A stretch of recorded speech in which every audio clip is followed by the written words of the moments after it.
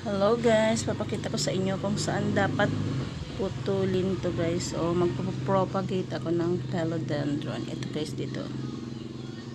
Here. True cuttings to guys. Ayan. So here, doon na yun.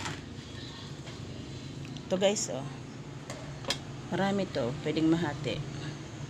Dito siya guys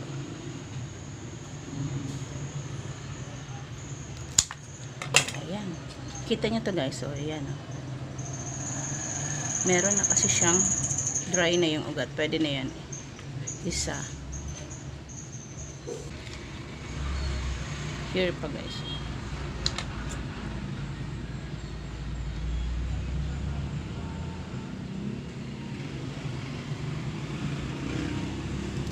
Ayan guys. Ayan guys may ugat na rin siya. Dalawa. And of course, this is the third one.